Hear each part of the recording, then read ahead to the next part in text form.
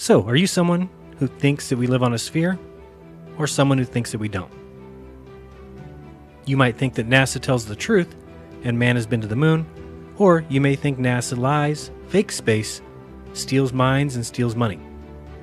You may think that orbits aren't real and rockets can't work in a vacuum, or you might just think that this was actually in space. Well, none of that matters today. Let's just prove that SpaceX changed their live stream. Ignition sequence start. 3, 2, 1. Houston, we have a problem. Liftoff. We have a liftoff. We copy you on the ground. You got a bunch of guys about to turn blue. What you're seeing here is a mirage. Mirage. What's going on, everyone? It's Jaronism, back with another video for you today. Really quick, I've had people email me and contact me asking me to prove my accusations against SpaceX, and understandably, they don't want to have to sit through and watch my 2-hour video or whatever it was. So this is just a very simple, short, evidence-based video that cannot be argued. Let's get right to it. First, facts are facts. Let's go through a few facts. February 6, 2018, SpaceX had their live stream as they launched their test of the Falcon Heavy from Cape Canaveral. Number 1, SpaceX trimmed portions of their live stream. Now usually this is okay unless you read the Google policy, in which case it states that no video with over 100,000 views has the ability to save any of their changes. At the time, SpaceX had several million more views than the allowable 100,000. Yet anyway, they were able to save their changes when they trimmed their video. Number 2, SpaceX inserted new video over the original stream. What's the problem with this? Well, it's not allowed ever by anyone or any channel. In fact, how is it even done? And number 3, SpaceX moved an out-of-place segment to where it should have been, but after the fact, and yet still, it's called a live stream. What's the problem with this? Well, it's all out deception. The point of it was to fool you. Alright, so let's jump in. Let's prove number 1. As you can see here, the original live stream was 43 minutes and 9 seconds, and many people recorded or downloaded this live stream. The video that's on their channel now is only 34 minutes and 18 seconds. The problem here is that we know that channels are allowed to trim their videos, but as the policy here states, it isn't allowed for any video that has reached 100,000 views. SpaceX was several million over that when they trimmed their live stream and got away with what they shouldn't have and really couldn't even have had the ability to do. Alright, let's move on to number 2. Take a look at the screen and you'll notice the time is 1 minute and 17 seconds after launch. That's at the very top. Right below that, you'll see the speed of 1,580 kilometers per hour at an altitude of 14.2 kilometers. Then look at the video in the lower right-hand side, and if you notice, the graphic is over the video. Well, actually, it was over the video. The video that's now up on SpaceX's channel clearly has the video in front of the graphic. Now you'll see me alternating back and forth, so you can see the difference between the original live stream and what is now being considered the live stream. Just one more example here, the original stream being showed to you on the top, the edited live stream being shown to you on the bottom, and you can see the difference by looking at the pink marks on the right side of each of the images. Number 3 was that SpaceX moved an out-of-sequence portion of the original live stream to the place it should have been in the edit version. Why would they do this? Well, no scientific enterprise would ever fudge data, so SpaceX acts as if it is a Hollywood producer. They did it to get that climactic scene change. This is to wow the crowd and to get maximum pop. You'll notice in the image that both videos are at T plus 349, and both are at 10,200 kilometers per hour. But the screens are quite different. So what exactly was going on in the video that wasn't climactic enough for SpaceX? Let's watch the original live stream first, and remember to wait for 10,200 kilometers per hour.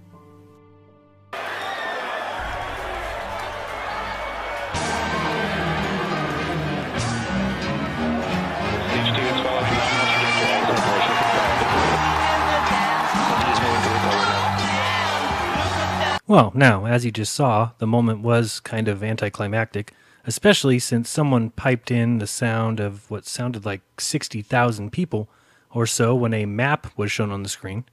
Well, what are you going to do, right? It's a live stream. But wait, movie producer Elon Musk somehow contacted Google. He does what no other YouTube channel is able to do, and that's to adjust his live stream, to reshoot it, to scene cut, and like a well-polished movie, we get act number 2.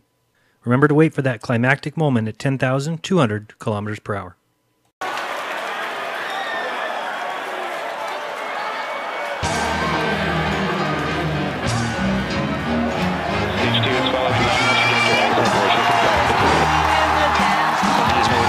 Yeah, that crowd sounded more like a 20 or 30,000 WrestleMania crowd. The audio, I'm sure, would fit better with wrestling. Let's try it.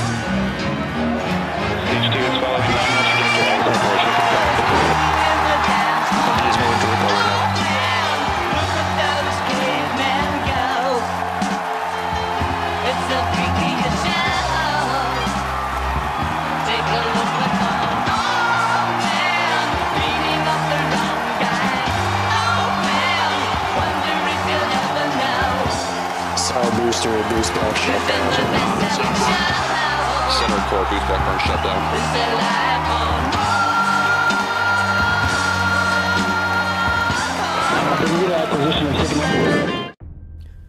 Yeah, to me that just fits better. Otherwise, the crowd doesn't make any sense. Yeah, you put an empty car in the sky. Whoop-de-doo. Nobody tell the little millennials that 46 years ago, NASA put a little car on the moon 240,000 miles away on a foreign rock, and they played golf, and they drove that little car around. Elon Musk just got called a genius for putting a car 73 miles high with nobody in it. No one to play golf, nowhere for it to land, nowhere for it to drive around. Geez, next thing you know, people will be going crazy for the Etch-a-Sketch, another 1960s invention. Boy, have we come far. Well, not all of us.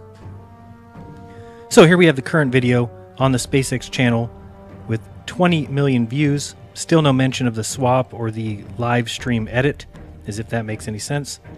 Still with the original URL. Why wouldn't you just re-upload a video of corrections and have both up like everyone else has to do? Nope, instead they made edits to live video, essentially changing history. This video goes to those who see the seriousness of what has been allowed to take place here.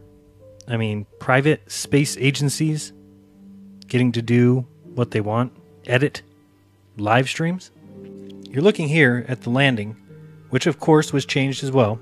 And if you listen carefully here, you can hear the announcer say that the videos are in fact different, but once they were finally proven to be the same, well, SpaceX just edited the video. And even though those look very similar, those two boosters' views, those are actually representing different boosters. They're heading towards Earth. They're about to begin their landing burns. Now, does this prove that SpaceX faked anything? No. Does it prove any of it was CGI? No. So what exactly does it prove? Well, it proves that Google allowed SpaceX, a private company, to do something against YouTube's policy, and something that none of us should be okay with. It's something that no other channel is allowed to do. Who edits live video? Does the NFL, MLB, NHL, WWE, or the NBA? No. Does Reds Rhetoric, Sean Hufford, Slice Barkane, or Soundly? No. Nathan Oakley, Globebusters, Iron Rail Media, or anyone else on YouTube? And the Falcons have landed. LZ1, LZ2, both side boosters all touchdown. Landing off Nope. None of them. Interesting. Seems like there's only one dirtball that has tried to change live video and got away with it. That dirtball is Elon Musk. Well, I think it looks so ridiculous and impossible. And you can tell it's real because it looks so fake, honestly. You can tell it's real. You can tell it's real. You can tell it's real because it looks so fake. Because it looks so fake. Because it looks so fake. Because it looks so fake. Because it looks so fake. Because it looks so fake. Because it looks so fake. Because it looks so fake. Because it looks so fake. Because it looks so fake.